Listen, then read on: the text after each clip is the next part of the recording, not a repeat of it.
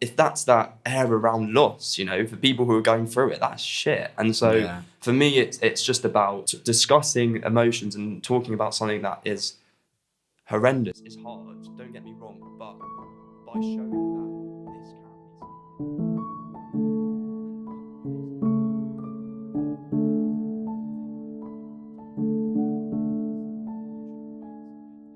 Hello and welcome back to another episode of the Living with Loss podcast. Today, you just heard that slam of the door, but who cares? But anyway, today I'm joined by the sexy librarian, Mr. Ed Cunningham. Bet you haven't heard that one before. Mate, I haven't heard that one before. I'm buzzing with that. I just thought of it on your way here. I was like, God, I got to throw that in somewhere. But sexy librarian, get in, son. But so for those of you that don't know, Ed runs an unbelievable podcast called Adhd Brain. Honestly, fantastic. The moment I was kind of introduced we spoke about it by a few mates, and I was like, oh, not another podcast, whatever. And I actually listened to your stuff, and I was like, right, this is actually really good content. I was hooked straight away. So obviously, for those of you who don't know, just go and give Adhd Brain shout out. But yeah, so just introduction really. How did that come about? And yeah. It was a bit like you were kind of saying before we started, like just on a whim. Yeah. I'd been thinking about what I wanted to do in my life. I was in Australia with Josh, your mate. Yeah. And then went to Bali on holiday. Coronavirus kicked off. Okay. And then I just couldn't get back into Australia. Yeah. Like all my stuff was in my flat there. Just borders were shut. So I suppose I better just go back to the UK because no one knew anything about the coronavirus. It's a very weird time to go travelling, wasn't it? Because when that came in, it was just, I remember from speaking to Josh, just the transition from being in travelling, like having the best time of your life, and then all of a sudden, COVID. Mate, it was nuts. And like no one knew about it at the time. So it was like a rush. Like my flight was like 4 times as expensive as it usually be back home. Yeah. And I got home and I was like, I don't want a job. Like I was just in Australia. I didn't have a job in Australia. Yeah. I toyed with a couple, but I was like, I'm travelling. I want to have fun. Yeah, so I quit them real rapidly. Live your best life. Being an accountant. And then I got home and I was like, right, well, what can I do? And I was like, well, I really like reading. Yeah. And I'd come to reading late. So I only started reading a couple of years ago. Okay. And my mind was just like, oh my God, there are so many answers within these books. Yeah. And no one's talking about it. Yeah. Or like people are talking about it, but they're real pretentious with it. Like, oh my God, have you read this classic? Have you read this? Have you read that? And I was like, I'd rather just someone come out and be like, oi, have you heard of this book? 'Cause it's pretty sick. Yeah. And then just like offer not much more of an explanation apart from like, this is what it made me think about. This is what it's made me like reassess in my life. And this is kind of like where it's added value. So I was like, my friends are bored of me talking about it. Yeah. My family are definitely bored of me talking about it. I'll just chuck it on the internet. Because I was like, the reach of me just chatting in a room is small. But if I put it on the internet, like the possibilities are endless, right? Like endless. With your podcast, like who knows where it's going to go? Yeah, exactly. 2, 3, 4, 5 years. Like even 10 years down the line, imagine like, you probably won't be in this room. No. Well, fingers crossed, BBC listening, but... yeah. And I was just like, right, I'll just start a podcast. First episode, I was terrified of because I was about to open up about being depressed, about being anxious, about all of this stuff about my mental health. It's very nerve-wracking, isn't it? Because you don't know what to expect. With even more anxiety. I was about to say how I was myself. I was like, so this is how I get... And I couldn't really do much else than that. So I recorded the first episode over like 2 days, cutting loads of different bits out, swearing at my microphone. Yeah. Got about 1,000 like views on YouTube on my first one, but that was just people being polite. Your mate sharing. Like I had about 1,500 followers on Instagram, my personal. I had nothing on the Adhd Brain one. Yeah. And then after that, second episode, 46. Yeah. I was like, great, this is how it's going to go. Yeah. And I was like, I'd actually prefer to start from 46 and 1,000 anyway. Because people were like, 1,000's great. Like, the expectations are almost here. Yeah. And now, like, some of my episodes now get like 1,000 downloads. And I'm like, oh, what's going wrong? And I'm like, actually, that's where that's where you first started. One, I was buzzing. Okay. So yeah, I started the podcast out of that. 1,000 downloads, mate. I'll be over the moon. but that'll change at some point. It's like sometimes it's perspective, isn't it? Oh, mate, I now get way more downloads than I ever got on like my first month or 2 months on one episode now, and I'm like, oh, I still haven't got enough downloads because it's just like regression to the mean, isn't it? You're just like, you're obviously going to be miserable with whatever you get at some point. But that, that's interesting because that kind of taps into that kind of social media element where we're never truly satisfied. Like I get this now with like Instagram, and I've always kind of tried to stay away from it for my own mental health and well-being, but you still get this little boost of adrenaline, a little boost of serotonin when you get a like, and you're searching for, is this going to do better than my previous episodes? And it's a weird situation to be in, because, so like, for example, the podcast episodes, you're releasing something that you're passionate about, and when I started this, I had no intention of it being anything other than me sharing my story. Yeah. And then when you bring in that element of, how many likes did that do? It kind of like, for me anyway, it like kind of deteriorates the kind of the general, like the authenticity of the episode, if that makes sense. Like I'm kind of not doing it for the wrong reason. I need to kind of like just that mindset of, it's okay. Like, if I get a certain amount of views, 40, 50, it's okay. Like, what I'm doing is amazing and it makes me happy. Yeah. So why do I care if anyone else does it? It's a weird way to look at it. Do you get paid for it yet? No. When you get paid for it, it'll get worse. Okay. Because as soon as you're paid to do something you enjoy, you automatically just stop enjoying it as much, because it then becomes a job. There's a different commercial element to it. Yeah, you're just serving the capitalist society, mate. Yeah. It's all scum. But like, as soon as I started getting paid for it, I was like, is reading even that good? And then obviously I had to just like strip back while I was doing it. And I was like, right, well, I'm impacting people. I'm pointing these good books in people's direction. So I need to keep doing this, even though I'm now getting paid for it, because I quite liked not having a job. Yeah, I think not having a job's pretty fun. Yeah. Like when you're comfortable and stuff like that. Course, I was living off savings because I was traveling. That's kind of what people do. They save up for it, and my traveling was cut short, so I had stuff to like survive off. Yeah, painted a few family members' house and stuff like that. Yeah, but there was no pressure. Yeah, and then I got sponsored, and then I got a couple of other sponsors, and now I'm like searching for more sponsors. Yeah. Because I'm like, right, well, I want to keep doing this as a job now because I appreciate it. Yeah, again. Of course. I mean, I suppose it is nice having that kind of element of not financial freedom, but doing something you love with that money element involved. But it makes things, I guess. I mean, I'm not there yet, but from what I can imagine, it does put like a different kind of spin on it, and then episodes you might love or whatever, it kind of takes away, that nature from it. But one thing I do want to say is your journey to success, whatever success you may call it, has been rapid.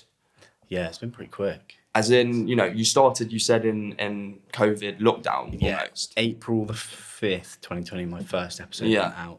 And then I kind of like, it was when my following went up that people now are like, oh, it's successful. Yeah. And I'm like, what does that even mean? I want this to reach millions, because I want, like you want it to make an impact. I want to make an impact. And as much as I want to look after the people that follow and listen and like absorb my content at the moment, I very much want to make sure that I'm expanding at the same time, because I understand like the more people I reach, the more people's lives could potentially change. Yeah. And I know it's not me that's actually changing their lives, but I'm kind of like coaxing them towards like the books that will do that. Yeah. It's like empowering people. Yeah, most definitely. Yeah. It's like, and I think, with books, I am quite a big reader, and I haven't always been a big reader, but definitely I think my love for reading has been introduced as I left school. Yeah. And I don't know if that's something, you relate to, but I think when you're in that, so the school narrative and you're reading a book, it kind of takes away the love from it when you're introduced to something that like... I didn't read any in school. Yeah. Even the like ones you're meant to do for exams, I just watched the films of. Oh, yeah, exactly. Like, it was like Mice and Men. Yeah, of Mice and Men and like Tess of the D'Urbervilles, whatever that play people read. Like, I just watched the films and I was like, why would I read? Yeah. If they asked me in class, like, right, Ed, you read, I'm like, okay, where are we? Like, because I just wasn't paying attention and I hated it. Did they do this thing in class? We used to do this thing, I think it was like popcorn reading, right? So you would have like a class of 30, like reading a book. And I'm an okay reader, but you would start reading and then you like popcorn it over to a mate. So you would be like, I don't know, Lenny, whatever, popcorn, and then you say someone's name and then they would start reading. Whenever I would like do a sentence, like bare minimum, like done. It was weird though, because like now I talk and I enjoy talking, but it was that element of like at the time reading in front of an audience, I was kind of a bit skeptical. I don't know. It's a weird. I don't know where I'm going at this point, but just a thought came to me, and I love the. I know it's the pressure in it of doing it in front of you. Like I imagine, like you had like a moderate social standing at school, so being like reading out loud in class wasn't cool. So why would you want to do that if it's not cool? Because everything you do in school essentially just has to add to your cool points, and that's kind of how it works. Your cool metrics. Yeah, and obviously that's bullshit. Yeah, like it shouldn't be like that. Most definitely. But people have to come to that conclusion themselves.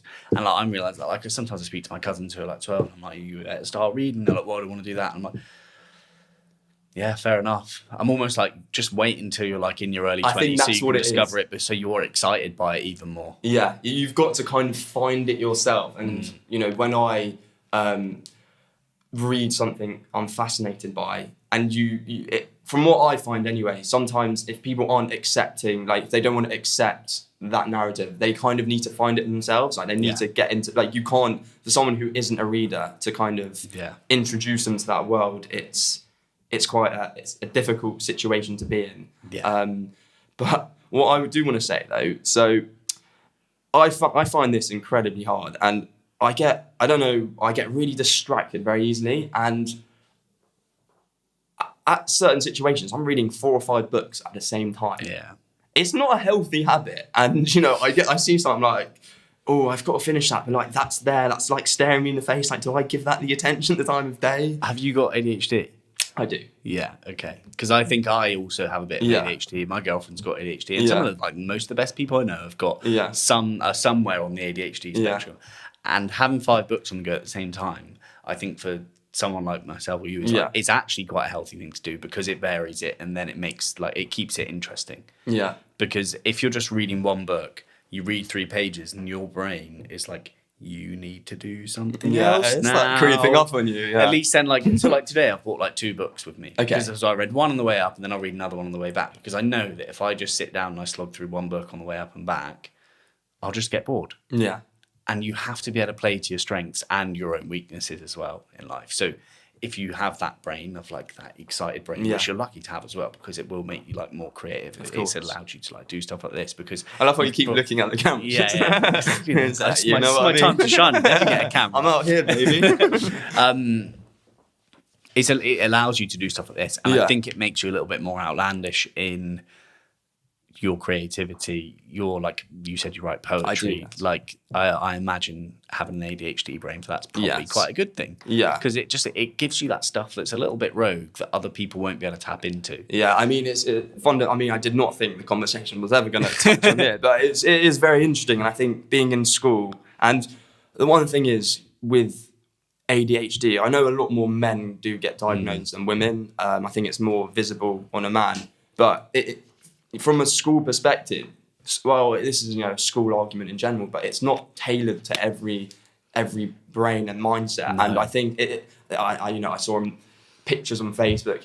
If you judge a goldfish on its ability, do you know what I mean? The Einstein quote, it definitely wasn't Einstein. Yeah. But it does rain some truth, and I'm fortunate that I am an intelligent person, but there were times when there was like this element of frustration because I couldn't learn whereas my brother is highly, highly intelligent, but at the same time he could sit at his desk for 10 hours and just sweat out work, and not a problem. Like creds to him, he got 10 A stars at GCSEs. Like the boy's like, it pays off. But my inability to like sit down was like a real fear that would interfere with success later on. But as you said, I think having that element of creativity, there will be different paths that you go down, and that's definitely something I've realised, and I'm sure entering this podcast world you've kind of realised as well.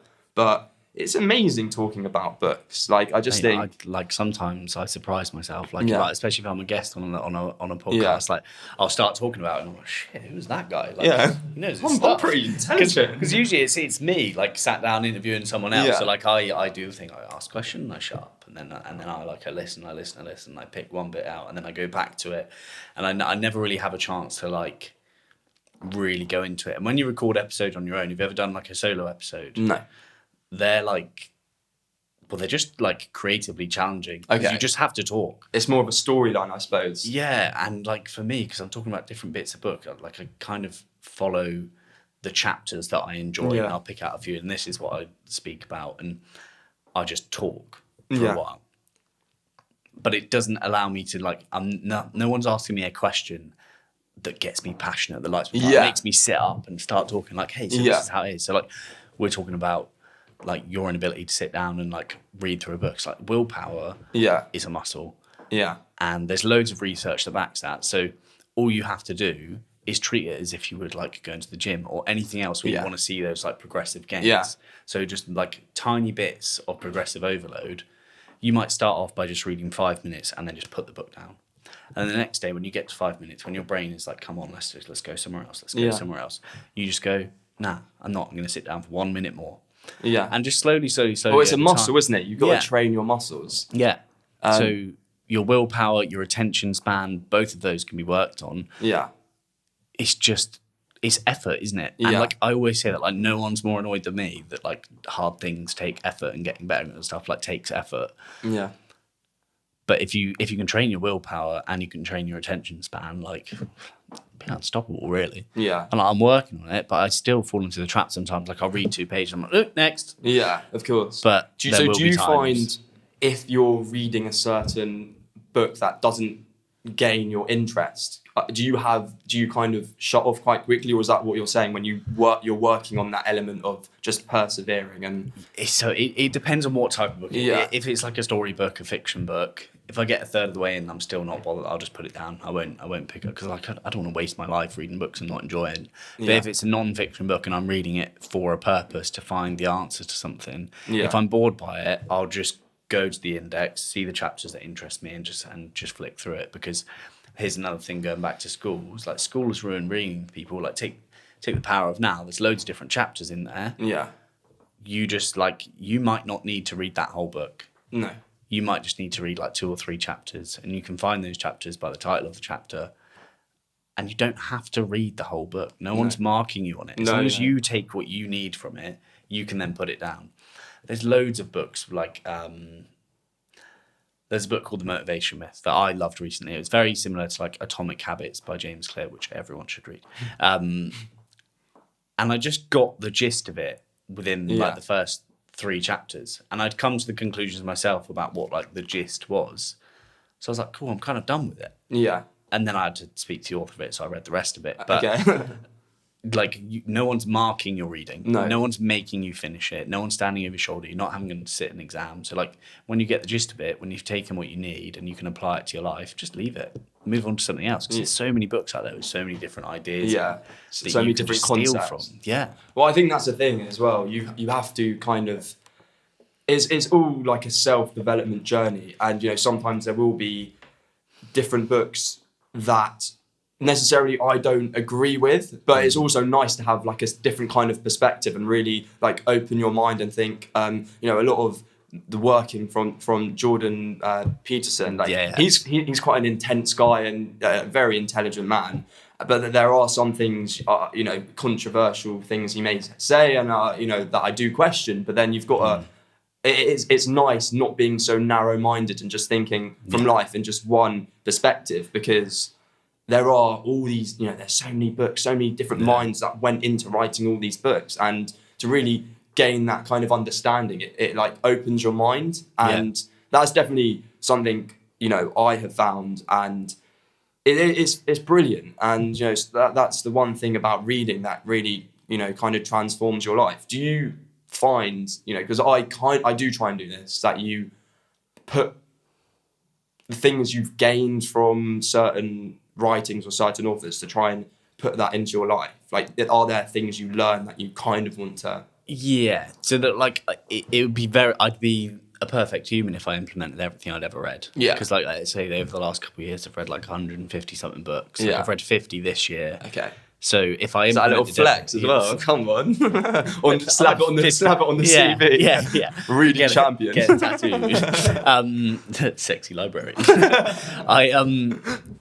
I'd never be able to implement all of that. Yeah. See, like you just have to, it's like trial and error, right? Like you have to figure out if something works by trying it. I always give stuff like 2 weeks. If it doesn't fit within my life, or I'm not like still passionate about trying it after that 2 weeks, like I'll just sack it off. Yeah. So I don't implement everything. Like no, say, but you can't, like, can you? You can't. Jordan Peterson's book, something about like making sure one room in your house is the tidiest room ever is one of his rules. Like, why would I bother with that? Yeah. Like, I imagine that you're a little bit messy.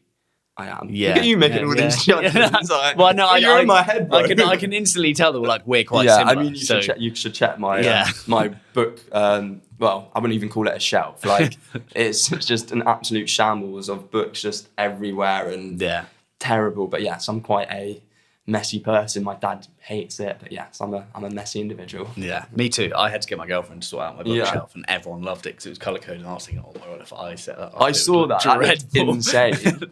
Yeah, that is a woman's touch, not mine. I tried to once implement that into my wardrobe. It was like a nice thought I had. I was like, I'm going to try and organise it, and look. It doesn't last long, does it? It's it like was a day. A day, and then you're wearing a white t-shirt with the greens. Like, I don't care. I'm not. It's some people are meant for that life, and I think some of us just like we've got other things to do. Yeah. Most definitely, most definitely. But I do see you talking a lot about therapy and. Is that something you were introduced to like at this stage of your life, or? Yeah, so when I was younger, and I'm sure we'll talk about this at some point. So when I was like 8, one of my best friends died of a brain tumour. So my parents tried to maybe go to therapy then. I had to go to a school counsellor who I just obviously shouted at every time because I just was not ready for it. When I left the Marines when I was younger, I had to go to therapy because that was tough. Like, it was something that I'd quit school and be like, I want to do this. This is going to be my life. And I had this career panned out in my head. And then it was taken away from me through injury, which now, luckily, I can look at it and be grateful that I'm not there because fuck that. Yeah, of course. Tried to go to a therapist then, wasn't ready for it. Like, I sat down with this woman who was like the same age as my mum, and I was like, she asked me some questions, and I was like, I don't think I want to be here, if I'm honest. So I just walked out and left. Yeah. And then it was when I was like working in the corporate world, just loads of panic attacks in meetings, and I was just really depressed, and I'd cry on my own when I got home. I wouldn't like open up to anyone. And then it was my girlfriend at the time. I finally opened up to her, and she was like, go to therapy. She'd been going to therapy herself. So she was like leading by example, which is such a powerful thing you can do for friends and people around you. So right, I'll give it a go. And luckily I had health insurance because that was like, I sold health insurance. That was my job. Yeah. So I had free therapy through them. Nice. So I got like 1,200 quid's worth, which is like 12 sessions. And mate, it was tough. Like it's really difficult.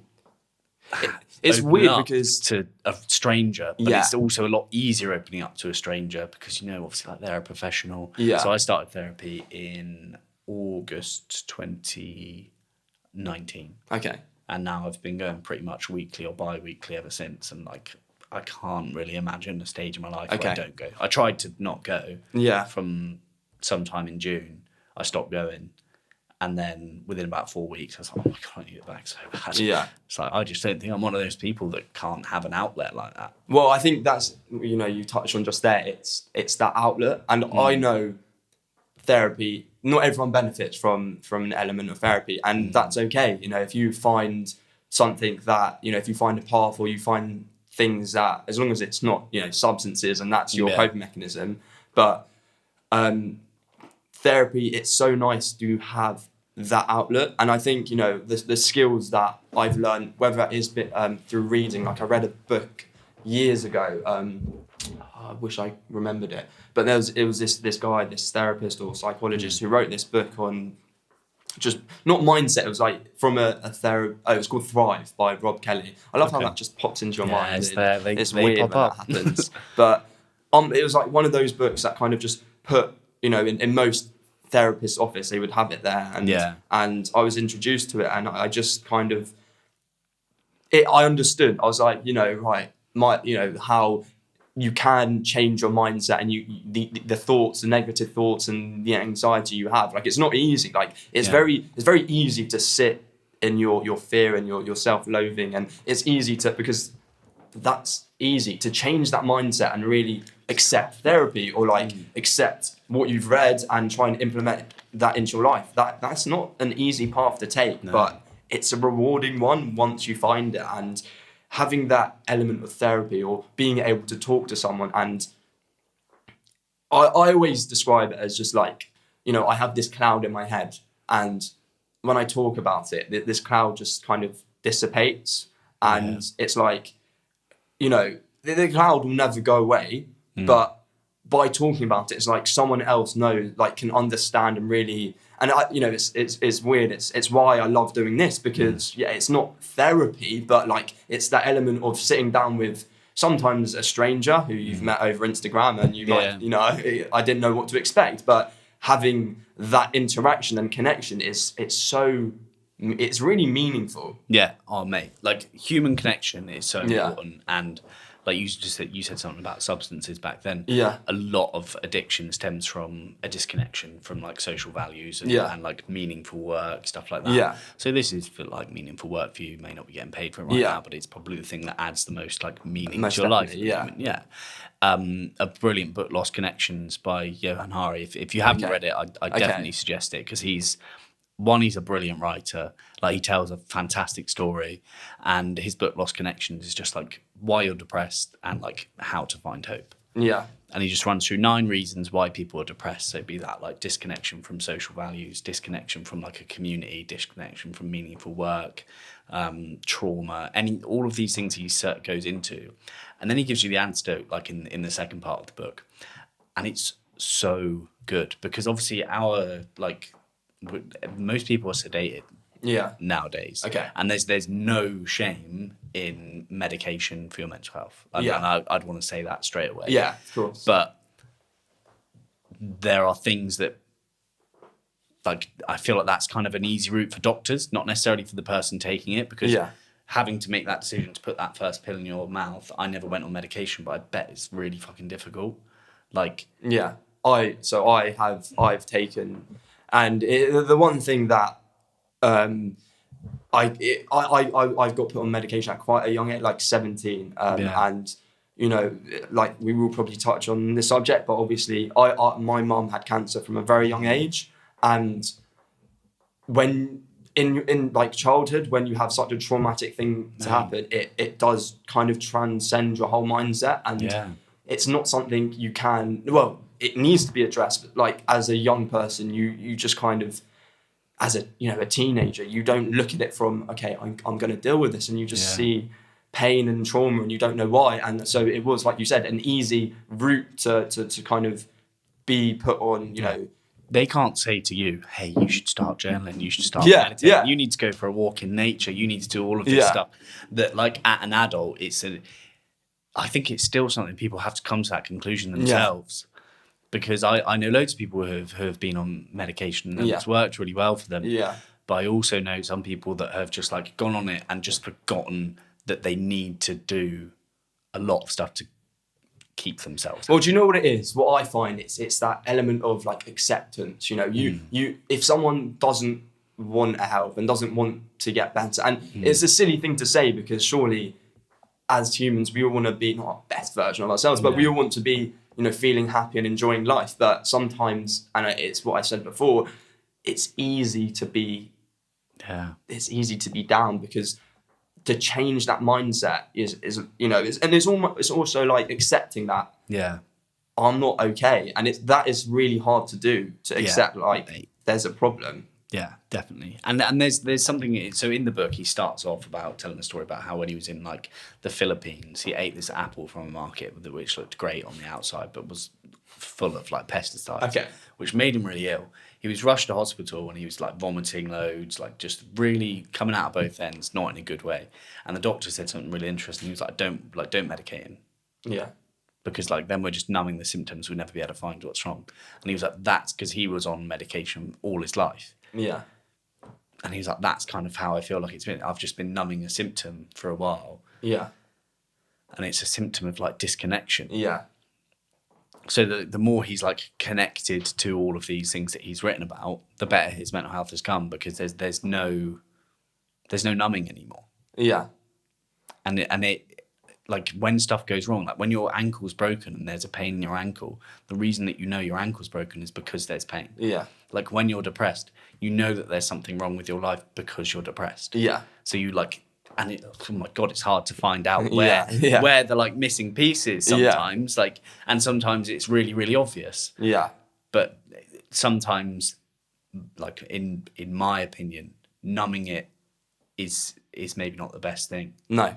But it's such an individual thing, and I'm not trained. So like, where did you go to? Yeah. No, but like, I got half an A level, and it was like DECE, half an A level. How does that work? I just left. Had enough, mate. Yeah, fair enough. But no, what you said is inherently true. I think something, I'm not particularly spiritual, but I've definitely kind of accepted a bit more that way of thinking. And one thing I've kind of been taught is, just because there's like an anxious feeling, doesn't mean that there's, it's inherently wrong. And if you just notice that feeling and you kind of just like feel it, it's not that it goes away, but it's like you're less focused on like, oh my God, I'm feeling terrible. This is shit. You're just power away. Yeah, like you take the power away from this horrible thing, which is horrible, but you're giving yourself that power back. Yeah,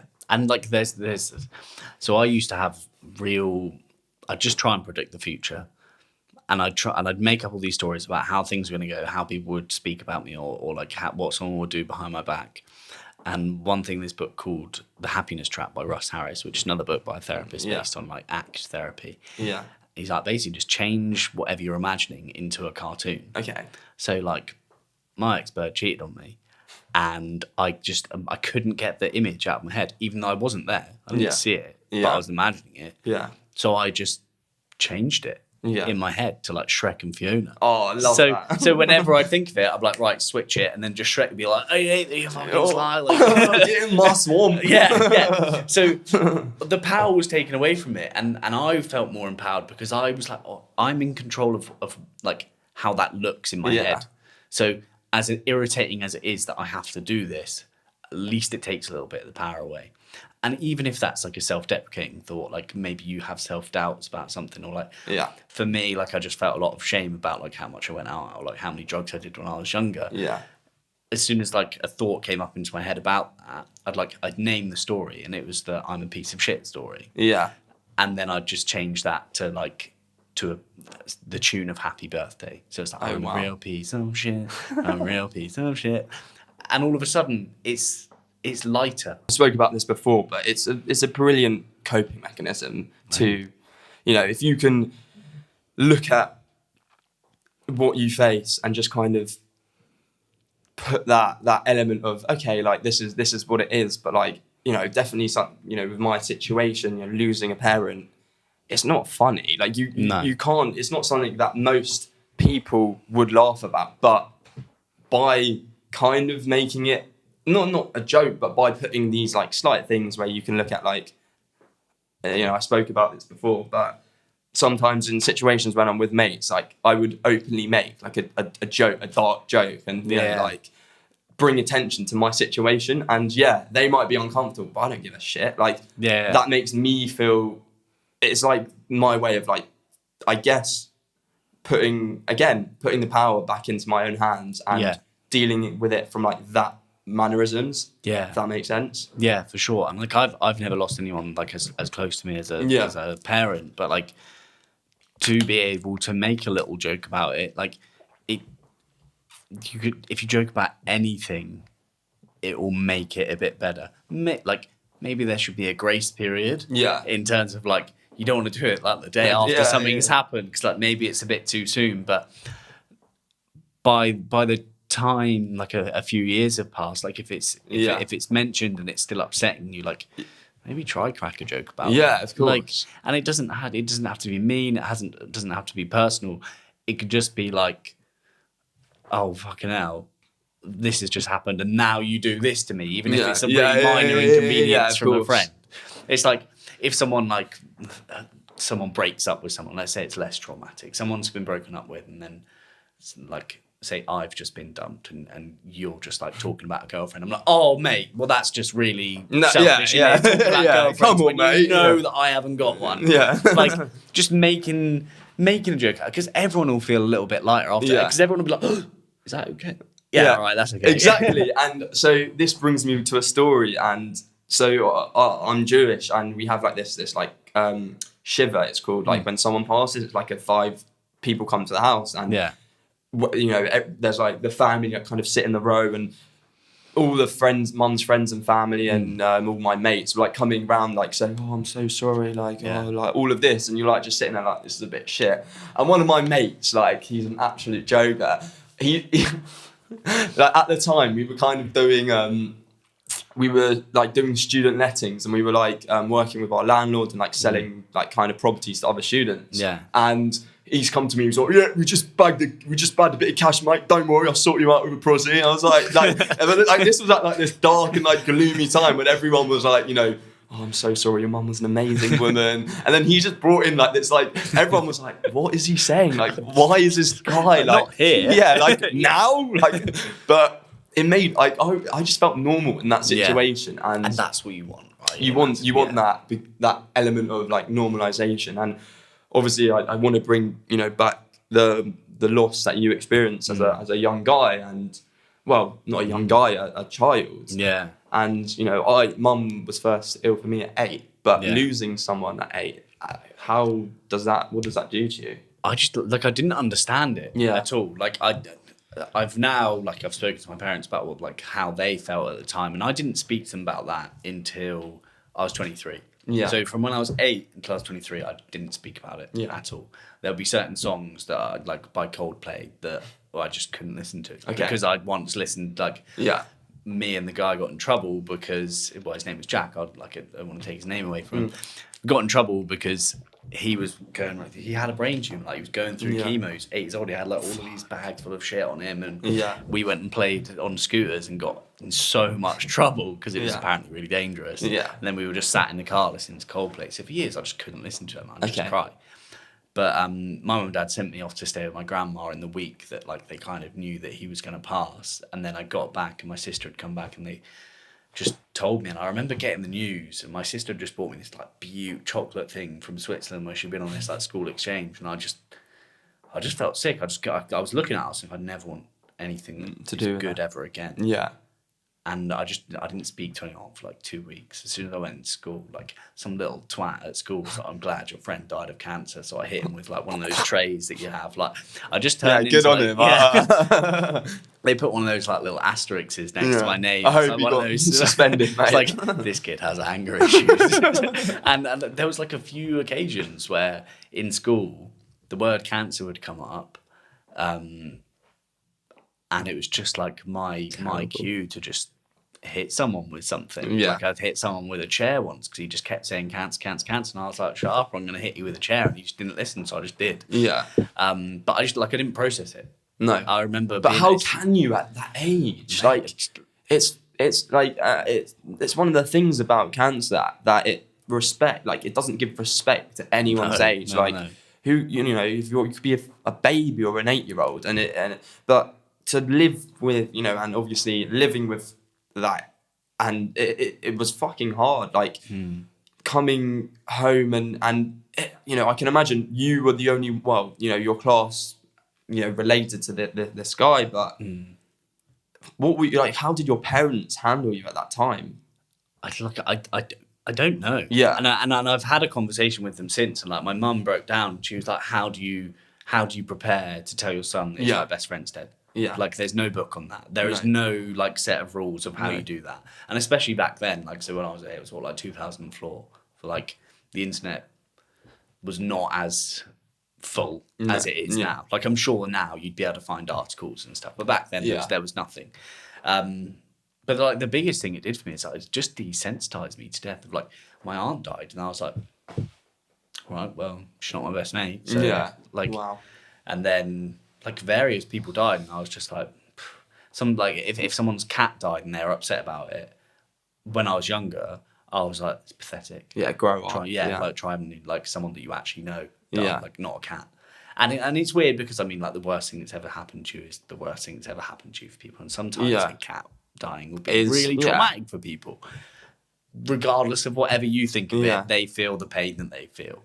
And it's weird because you can't take that away from them. And in certain situations, you know, I look at, you know, if I see it, I get this sense of jealousy when I see one of my mates with, you know, interaction between them and their mum, and I get this weird. It's like I in that moment I'm like getting like a sense of hatred, and not because I don't value what they have. It's just I don't have that anymore, and it really like plays on your mind. But I keep coming back to losing someone at such a young age. Did that play on you as you got older? Would you always, without even thinking about it, some of your actions now just make sense? Yeah, I think so. I think a lot of, like, because I was just an angry person. I had no way to express anything. Whenever God was mentioned in school, because like I went to like a Church of England school, I was like, yeah, God kills kids. Yeah. So, like, how do you like that person? Yeah. Or like that thing, that omnipresent being. So, like, I couldn't comprehend that. So I never sat down to, like, pray in the Church of England school. Like, when everyone sat down with their head down, I'd be looking for anyone else that wasn't praying. Yeah. And I was just a bit of a rebel without a cause, because I had no way to express the pain that I felt. And it came like, I think now I process it a lot better. Like, one of my friends died of COVID this year, and I hadn't spoken to him for a little while, but without him, I probably wouldn't be doing the podcast. Okay. Because he introduced me to meditation. He got me to do journaling. He played a huge part in like the early books that I read. And he was a bit of like a mentor to me at my old job.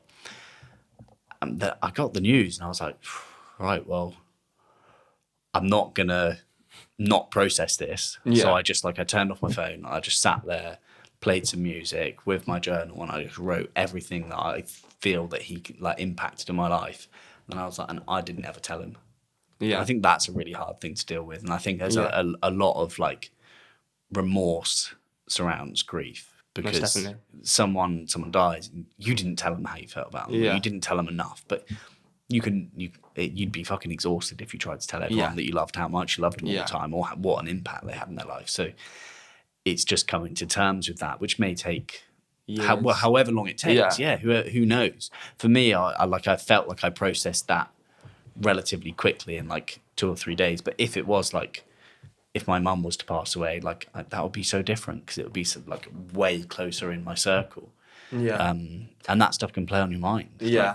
Like, I mean, I haven't said it because I haven't wanted to interrupt, but that must have been so tough for you, man. And like, fair play. I think we have said this in like an email and stuff, but like, you're doing amazing things. Like pushing this out there and trying to reach others maybe in the same situation. So like, hats off to you. Thank you. Do you know what? It's just one of those things where loss is a topic that notoriously people don't, well, not notoriously, people don't want to talk about, because it's there's this heart, this sadness. And I found it not just with my own peers within my age group, but older people as well. You know, they couldn't even look at me in the face, you know. And it was like, you know, some of my mum's friends would, you know, would kind of distance themselves because I don't know, maybe it would evoke emotions in themselves. But if that's that air around loss, you know, for people who are going through it, that's shit. And so for me, it's just about discussing emotions and talking about something that is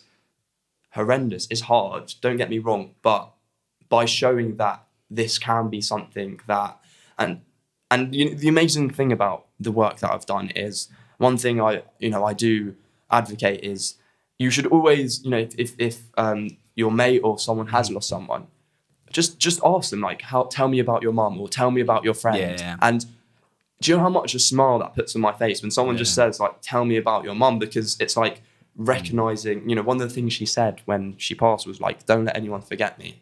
And I love that. Yeah. You bitches better not forget me. I ain't going anywhere. You know what I mean? Like, she's like, don't let anyone. Like, all right, Mum. Like, it's like your last words. Yeah, man. It's like, I love you, Joe. All right, do you not give a shit? No, but that's what I mean. And like, when someone just says, tell me about your mum, it's automatically, I'm just like, wow, like it's like that air of, you know, they're not just listening, but they want to know and they want to understand. And I think with, I don't know if mental health it's the same with you, but if someone were to ask, like, you know, just how are you feeling and really want to know, how would you kind of respond to that? It so depends on who the person is, because I think like it can be invasive, I suppose. Like I'm an introvert, and I think because I put so much out on the internet, people get confused and they think I'm an extrovert who will speak to anyone. Yeah. But also I now have like at least 30 people messaging me every day, so like it's too much for me. That is draining, mate. So draining. Like, so I don't reply to messages anymore. Yeah. Like I had to stop, because otherwise I was just getting too stressed out. I'd be there at 11 o'clock at night thinking, I better reply to all these people. And really, like, I don't think people Instagram DM people that have a moderate to large following and expect a reply. No. So, well, they shouldn't if they message me, essentially, because I can't. Well, and it's not, and I think the thing about that's interesting is it's not because you don't care, it's because these messages are so inherently, they are draining. And, you know, I think the messages I receive are less, you know, life-based, but more kind of loss-based. And, and I love receiving them, don't get me wrong, it's flattering, but brings it back up. It brings it up, and it's very emotionally hard-hitting, you know, to constantly have to look at it and then like, okay, this is evoking things back in me, and like I want to give like a nice, I can't just reply in you know, a 2 sentence, because you're like, well, do you care? They've just put their heart out to you, but at the same time it's hard, and, you know, dealing with topics that are very deep by nature. And, you know, obviously I suppose from your perspective it's more like a life coach, and people I don't know. Yeah. Oh god, I'd never be a life coach. Yeah. Nah. Mate, I don't really like life coaches. Yeah. Not that I know all of them, but I know I follow a lot of people who just automatically they just transition into it. I'm like, yeah, but your life's fucked. Yeah. How dare you tell someone else to live their life? And then I realised that maybe their life's like 6 out of 10 fucked, and there are people who have got like their 10 out of 10 That's an fucked. interesting way of looking at it. And mate, if I was all about the money, I could make a fucking killing doing life coaching, because I know, and not to be arrogant, I know more than them. Yeah. I've read more, I've retained more, and I can communicate with people on a one-to-one basis. And you're personable as well. And I'm personable, and I've got a following. Yeah. I could make an obscene amount of money from being a life coach, and they would say to me that it's my self-belief holding me back. But for me, it's just a moral thing. Like, they should probably go and see a professional who's done like brains for 7 years in university or something like that, than some guy who's like read a few books. You know what's very interesting about that? And there's always a quick transition into being a life coach. Someone gets like a few thousand followers, and they're like, hey guys, I'm really happy to announce I've got some availability. Yeah. I'm like, just give everyone a break, will you? Yeah, I wonder why availability, mate. I'm just like, I'll just give you this information for free. I don't want to like. But do you know what I about this, the life coach argument, and I see it a lot on the self. I think, you know, everyone wants to be better, and everyone wants to kind of better themselves, and you see it a lot on YouTube, where, you know, sometimes you're watching a video and then you get an ad. I don't know if you've experienced this, but it's like, you know, if you want to live your best life, you know, you got to follow me today, and like, but it's people buy into that, and because it's, if your life is shit, you're like, well, if I try this, you know, it can't be fixed. 13 weeks, but I'm like, happy. Yes, sign me up. Yes, please. Get me on the gold membership. But like, life's not like that. You can't change, mate. You've got to work at it yourself. Mate, I always think I do so much work to manage my mental health, and there are days where I just think, fuck, what's the point? I often feel like that. And now the power is taken away from that thought. But like, I've meditated every day for like over a year. Okay, love now. that. Like, I read every single day. I journal every single day. I've now started doing yoga. Like, I write to express myself. But still, I have a struggle, and then I don't have judgment around the like struggle anymore. I don't think, oh, you shouldn't feel like this, your life is objectively so great. I'm just like, well, I guess that's just how I feel today, and then I'll just move on, and maybe later that day I won't feel like that. But I think there's a lot of people who think there's some like easy route out. I'm like, I don't think there can be an easy route out. Because like the person who found it would bottle it up and sell it for millions. Oh, of course. Like, it wouldn't be available in a £129 course that people do over 8 weeks. It's like some pre-recorded video of do this, because 8 weeks after you've done it, you've forgotten everything. Well, I was going to come on to this point, and it's something I find a lot with a lot of self-help books, and definitely I read quite a lot of grief books, and don't get me wrong, these kind of books are amazing, but it's almost like a fix. Like when you read something and you're like, oh, that was quite good, and then you want to get another one, and then you're like, oh, that was also quite good, and it's like it's not a scheme. Don't get me, it's not, but it's like sometimes, you know, so you're putting your you might differ on this viewpoint, but I find, especially with the grief related books, I don't want to get too fixated on reading for my recovery. Like I kind of want to maybe read one or two things and then apply that into my life. Then continuously find something else, because then I feel that I'll never find that what I'm looking for. Yeah, it takes the autonomy out of it, doesn't it? Yeah. It's not you fixing yourself, which is what you essentially want to do. It's someone else giving you those answers. And like, I think all books that have kind of the same message, like, do stuff that you probably don't want to do, consistency and like a bit of discipline, and your life will be better. Like, that's kind of what it is. And the answers aren't found like in one page of a book. Like the answers are found in your everyday actions and like the things that you do. Because if you wake up and like, oh my God, I'm so sad today, maybe I'll do something unhealthy to stop myself from feeling sad. Or you're like, I feel quite sad today, I'm gonna go easy on myself, and maybe I'll go for a walk. And then you've been for a walk and like you've listened to music and you feel a bit better.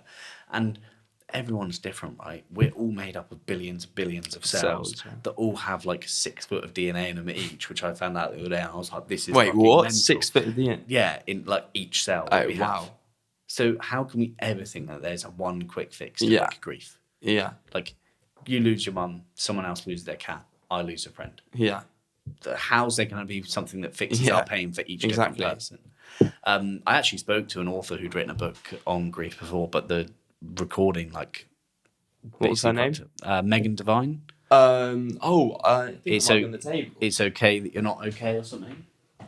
Well, yeah, it is. Yeah. I read that. So, like, when I spoke to her, it's a really touching story about how she lost her husband. Right? And like, I was like, Jesus Christ. And like, her approach is very holistic, very soft.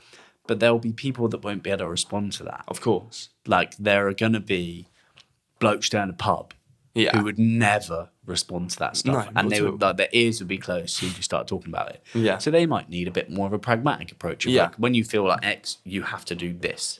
And they have to work that out for themselves, what this is that makes them feel a bit better.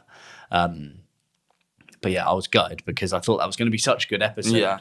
I'll give you her person's email if you want after this. Okay, sweet.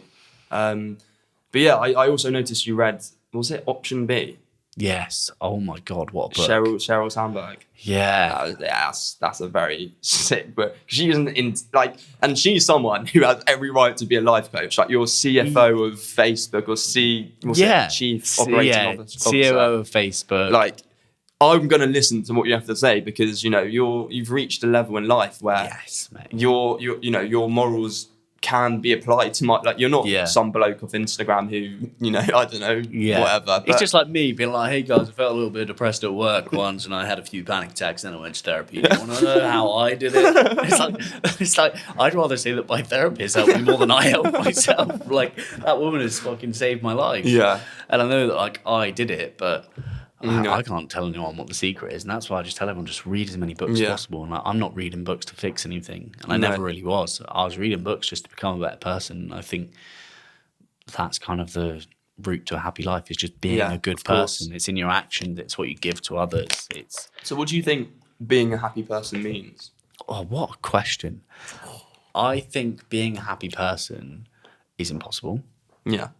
I think obviously we have a broad spectrum of emotions that we have to feel, which make us human. Otherwise, you'd be robotic if you had to. And I never trust anyone who smiles all the time. Yeah, I just don't get it. I'm like, how? What something is surely broken in there. Like your life can't be that good that you're smiling all the time, and you can't be that grateful for everything.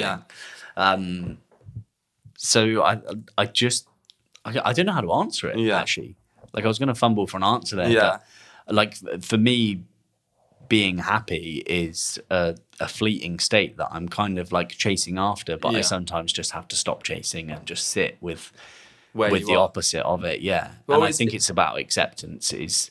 I'm like, okay, I will probably have like some sort of mental health affliction for the rest of my life. I'll probably always be anxious. In like varying different stages. And it just comes from acceptance and just trying to find things that you enjoy. And I think not enough people actually do things that they enjoy. It's bizarrely. I'm like, just go and try things. Well, it's that judgment, isn't it? It's that idea that, you know, I love this, but I would never have gone into this had I not lost Mum. Like, you know, whether it would, you know, now I have, I guess, a topic that I can. So thanks, Mum. But cheers. But you know, this element of talking to people, I would never have done it because I would have always felt that I would have been like, what's he doing? Like, why? And it's you know, there are things that inherently make us happy. And, you know, I said, what is happiness? And there isn't an answer because, you know, what... 6 feet of DNA, mate, every cell. Exactly. Like, there is no answer, but I would say if there was a certain way to achieve a level of happiness or a level of satisfaction is doing what you enjoy. And, you know, not everyone needs to go out to work at 21 and find the career that is going to make them, you know, overnight or, you know, and you don't, I don't even know where I was going with this, but it's like, it's such a topic that I'm passionate about because there are things that we hold ourselves back from doing because out of fear of judgment or out of fear of we're not following the classic path in life. But like, what is the classic path? Everyone is so unique in what they do that you've just got to be you, I guess. And what does that even mean? I don't know. But I would say it's about just making a commitment to yourself. Be that through like things that provide fulfillment. Be that sport for some people. Some people like gaming and that connects them with people. Like whatever it is. I do think maybe sport would be a better choice than gaming. I think there's some general things about like connecting with people in the real world and moving your body and being healthy that is a good element of life that people should pursue. But it's just about being like committed to yourself. So just be like, about that. Yeah, hey, that's sweet. Just let that one out. I should have just gone for it.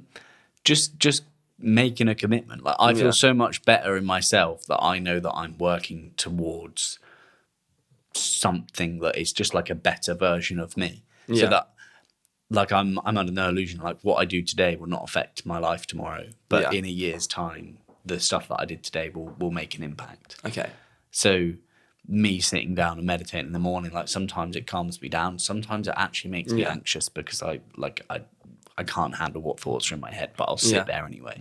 And I know that in a year's time that'll be completely different. Because the person I was 2 years ago before I started meditating, before I started reading, is completely different. And I think at some point I've become addicted to the development of self. And I've just jumbled up the word of but I like that, it's poetic. Because self-development is a bit of a weird word now. But like the development of yourself, I think that spans more into things like spirituality, that spans into more what's in your head and in your brain and and what I do outside of my job. Because I think self-development can be a bit like, hey guys, this is how I do sales. And this is how I know how to manipulate people and stuff like that. Like it's not that cool. No. But creating a general sense of self so I can offer like a happier, more fulfilled and more helpful version of me to the people around me. Like that's the important stuff for me. And I suppose that actually answers what makes me happy. Is at the end of the day, I can be like, I've done some things that are going to contribute towards me being a better person. I mean, you're spot on, to be honest. I completely relate to that. Those ideas of happiness is definitely, I mean, I don't really want to continue talking about happiness because I'm depressed now. Because it sucks. It's not even real. But yeah, I think making seeing the smile on other people's faces and knowing what you're doing is making a difference leaves me, I guess, happy in a sense. Yeah. But you say obviously you do yoga and or meditation. My dad's huge yoga man. He's probably downward dogging in the in the lounge as we speak. The best kind of dogging, actually. But so what does that do for you? Because I journal or write, and that's something I found after losing mum. I got into poetry, but it is, I guess, yes. What does it do for you? I just sit with myself every morning. Yeah, and I just come the end of it. The longer I do, the less questions I have for myself throughout the day. Like there was a stage, it was in like February, I did like an hour a day for like 2 weeks. Yeah, and I should do an hour a day now because I know how much better I felt when I was doing it back then. Yeah. But it's just like a little morning meeting with yourself. Like, like offices, they have like a teams meeting in the morning when they're like, right, this is what your goals are, this is what you're doing today, this is what your job, this is your job here. And like for me, it's like my brain coming in. It's like, right, you're going to be anxious about this today and this today and this today. And I'm like, yeah, but maybe I don't have to be. Yeah. Maybe I don't actually have to like think about that all day. And then my brain's like, yeah. I completely understand people that talk to themselves now. Yeah. Not that I actually do it out loud, but I just think maybe they've figured it out. Yeah.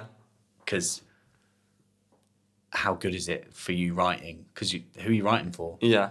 It's for yourself, really, isn't it? Like, maybe you'll put some of your poems out there. Maybe some of them you'll just keep for yourself. Yeah. But it's all for you at the end of the day. So sitting down and meditating, like that is solely for my sort of peace of mind. Yeah, just having that morning meeting. And now, like, I'm writing a book now. So I've just committed to writing every day. And I had written every day for just over 2 months, but I spoke to my therapist and she told me that I needed to take a day off because I get very obsessed with things. Yeah. And like if you tell me to do something every day, like I'll do it and I won't stop. Even if I'm mega stressed, I'll be like my whole brain will shut down. Like I need to do it. so I had to take a break. It was really uncomfortable. But like I love having that as like a way to express myself. And I journal now and I try and make sure like I fill a page every day of my thoughts, even if that's just like, I think one time when I first got with my girlfriend, I was like, I can't believe I have a girlfriend now. And it was like, and a £500 surfboard lol. Just like little notes to myself. So like in 2-3 years time I can look at that but what was that going on about? It's a shit surfboard. What was I thinking? But it's that similar aspect of I do the poetry that I write is a form of journaling. Like it just kind of takes all the thoughts up here because if we leave our thoughts in our head they just expand and then I feel like I walk around with like a piano, or I don't know why I said piano, but like a brick in my head that's just so heavy. Yeah. But just writing about it is like, it gets rid of all the pain and the heaviness of what your head might be. And, you know, it kind of makes life manageable and okay. And I know that's not going to work for everyone, but definitely in terms of the meditation from, speaking to, my brother actually, you'll love this. He's gone to Mexico. He's traveling right now, and he's doing a 1 week meditation retreat. So he's like silent retreat. Yeah, he's doing for 5 hours a day. He's doing and he's found meditation and just loves it. He says it's his superpower almost. Yeah, nice. And a lot of people who do that is probably Vipassana meditation that he's doing out there. Yeah, and a lot of people that go on silent retreats do come out and say, this is the superpower for me. Yeah. I got an episode of this guy, Meditation Dave. He's a legend, lives in Bali. Yeah. Just at 27, he was broke and was like, well, I'm just going to meditate for 18 hours a day. Yeah. Do we need to? That's fine. Okay. He's like, I'm just going to meditate for 18 hours a day. And so he did that for 3 years. Wow. And at 37, he now owns a resort in Bali that's on the cliffs, which is probably the most beautiful place I've ever been to. And he's a multi-millionaire. And he's like, meditation did something for me. Wow. I'm having him back on again soon. Cause honestly, he's the type of person, I've asked him to be my life coach and he said no, because he just hasn't got the time for it. But he's the type of person, I'm like, at my age, you had nothing. Now you own a massive resort. Yeah. And you have a really fulfilling life and you teach thousands of people to meditate each year and have a genuine impact on the world. Do you know what that says to me? That's the type of person I want to be. that speaks of also that when you find, like, I think a lot of people also search for money. You know, they you know, go into banking because they know that that's the route that will earn the most money. But when you do something that you enjoy and you do it to a certain, you know, if you with your, like, I have every faith that your podcast is going to be, you know, go to new heights. Yeah, because you can see that you're passionate about it. The same with this guy that you're referring to. When you do something, when you put your mind towards something that you're so passionate about, like, I don't want to say success will come, but it's like your mind isn't just money oriented. You're doing it because the love of what you do, as opposed to chasing the dollar. Because when you get your morals mixed up, it's like, I guess weird, but I find that anyway. Like, you know, I do what, at the minute I'm doing this because I love it, and then I'm bringing out like merchandise. But then I realise when I do that, it gives me like a little bit of stress, like dealing with all these people, and I'm like, right, why? You know, I'm not doing, like, this makes me happy, and then it kind of like changes up your morals a little bit. You have to, like, it's so hard, like the whole merchandise thing and trying to like make the money. If you can get someone else to do it, just get someone else to, like, your sister. Try and see if she'll do it for you, and just say, 15, so. Yeah, exactly. Cheap labour. Child labour. Exactly. Nah, she's a teenager. That don't count. Yeah, mate, you're on an internship. Yeah, mate. Like, firstly, also that then gets your sister involved, and like that'll be a nice way for you guys to connect. And also, like, you can give her a £5, you can give her a £10, and like she'll probably be. I don't know if kids are happy with that nowadays, but probably not. But like maybe 15 quid for like every something you package. Like, leverage it out, get it out your head. Don't bother with all that stuff, because like I've done that.